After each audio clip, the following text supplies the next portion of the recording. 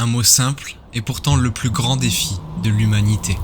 Imaginez une flamme transmise de génération en génération, vacillante, souvent menacée, mais jamais totalement éteinte. C'est la flamme de la liberté.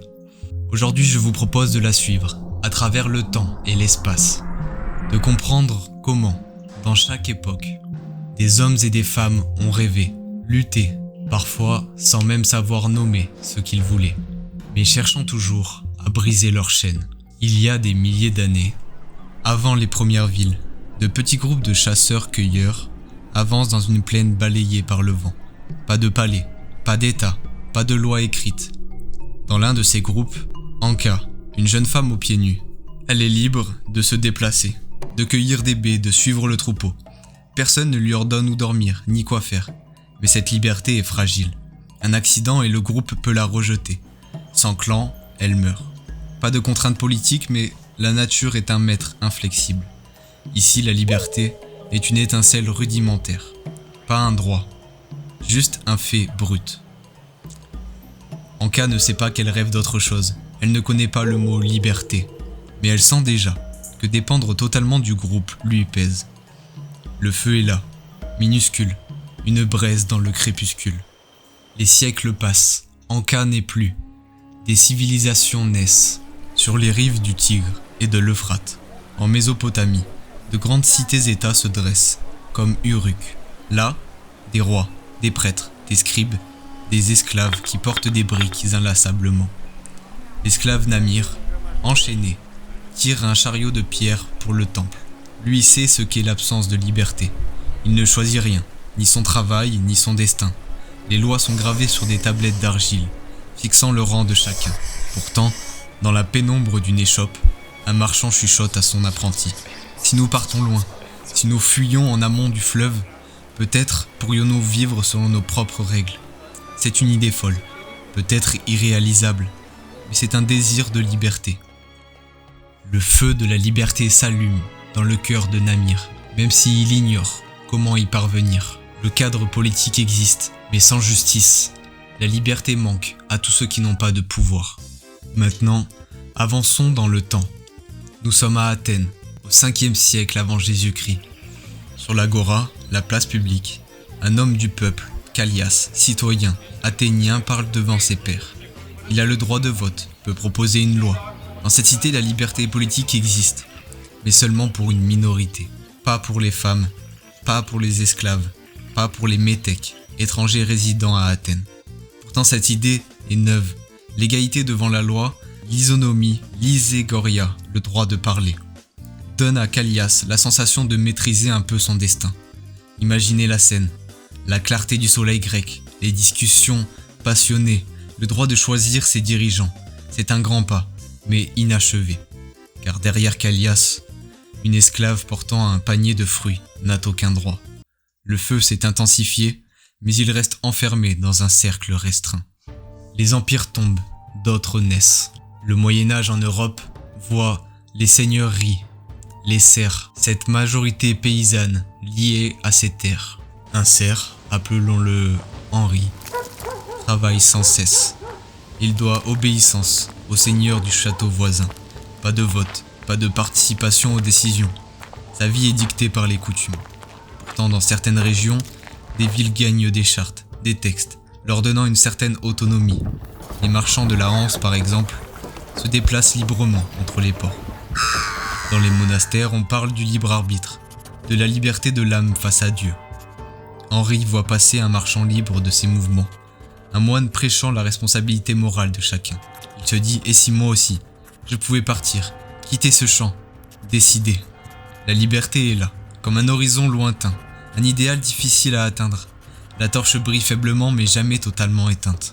Puis vient la Renaissance, l'imprimerie. Les livres circulent, les idées voyagent. Luther dit que chacun peut lire la Bible sans passer par l'Église. On se bat pour la liberté de conscience. Des guerres de religion ensanglantent l'Europe, mais au milieu des ruines, l'idée qu'on doit pouvoir croire sans contrainte, sans racines. Giordano Bruno, philosophe italien, ose défier les dogmes, rêve d'un univers infini où l'esprit est libre. Il sera brûlé vif en 1600 à Rome. Son supplice rappelle que la liberté de penser se paie cher. Pourtant, cette tragédie marquera les esprits. Le public commence à comprendre que sans liberté d'expression, sans pouvoir à contester, le monde reste figé. Le feu vacille, mais en mourant, Bruno attise encore la flamme chez d'autres esprits. Puis au XVIIe siècle, on voit émerger le courant de pensée des Lumières. Voltaire dénonce l'arbitraire. Rousseau imagine un contrat social. Montesquieu veut séparer les pouvoirs. On rêve de liberté politique, de droits naturels.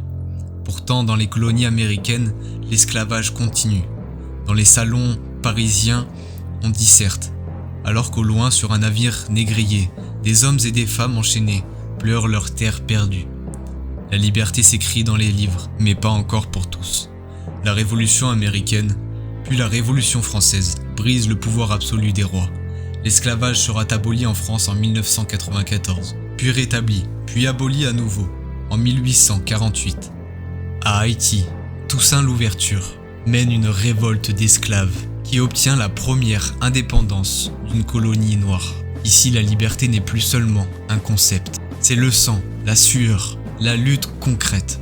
Le feu devient brasier, mais dans un monde aux contradictions douloureuses. Au XIXe siècle, Harriet Tubman, ancienne esclave aux États-Unis, s'engage dans le chemin de fer clandestin, un réseau secret pour aider d'autres esclaves à s'enfuir vers le nord. Elle risque sa vie à chaque voyage, mais grâce à elle, des dizaines recouvrent la liberté.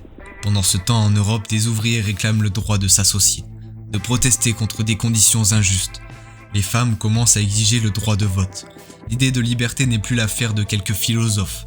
Elle habite les masses, les grèves, les manifestations. Partout, la torche passe de main en main. Malgré les coups, la répression, les retours en arrière. Le XXe siècle voit surgir des régimes totalitaires. Nazisme, fascisme, stalinisme. La liberté étouffe dans les camps, dans les goulags. Pourtant, des résistants et résistantes cachent des journaux clandestins, transmettent des messages, protègent des persécutés. Après la Seconde Guerre mondiale, la Déclaration universelle des droits de l'homme, 1948, proclame que chacun a le droit à la liberté. Martin Luther King, dans les années 1950-60, aux États-Unis, marche pacifiquement, se fait arrêter, mais persiste à dire que la ségrégation raciale doit cesser. Nelson Mandela endure 27 ans de prison car il est contre l'apartheid en Afrique du Sud. Leurs actions rallument la torche dans un monde blessé. Le XXe siècle prouve que face aux dictatures, la liberté se défend becs et ongles, et que la non-violence, la parole, peuvent briser les chaînes mentales les plus dures. Aujourd'hui, Internet offre une tribune à chacun, mais la liberté reste fragile. Entre surveillance en ligne, fake news, censure de certains gouvernements, manipulation, des réfugiés traversent des mers dangereuses pour fuir la guerre et la tyrannie, chercher un endroit où ils pourraient choisir leur destin. La crise climatique nous rappelle que la liberté n'est pas juste un droit individuel, mais un équilibre à trouver entre nos actions et l'avenir de la planète. Sans responsabilité, la liberté peut devenir un égoïsme destructeur. La torche de la liberté vacille encore, nous obligeant à réfléchir. Comment rester libre sans tout détruire? Comment partager la flamme sans la laisser s'éteindre? Dans ce long voyage, nous avons vu la liberté naître en Mésopotamie, surgir à Athènes, se réduire dans la féodalité, renaître avec la Renaissance et les Lumières, s'incarner dans les révolutions, se battre contre l'esclavage, se dresser contre les dictatures du XXe siècle, puis se confronter aux défis modernes. À chaque époque, des visages. Anka la chasseuse préhistorique, Namir l'esclave mésopotamien, Callias le citoyen athénien, Henri le cerf médiéval, Giordano Bruno, Harriet Tubman, Martin Luther King, Mandela portent ce flambeau. Ils nous montrent que la liberté est toujours le fruit d'un combat, d'un choix, d'un courage individuel et collectif. Rappelons-nous, la liberté n'est jamais acquise. Elle se mérite, se travaille, se protège. Elle n'est pas uniquement un mot dans un livre, mais une lumière dans l'obscurité, un chant dans le silence, un pas en avant lorsque l'on voudrait nous faire reculer. Alors à partir de maintenant, quand vous penserez au sens du mot liberté, revoyez ces scènes, ces époques, ces personnes.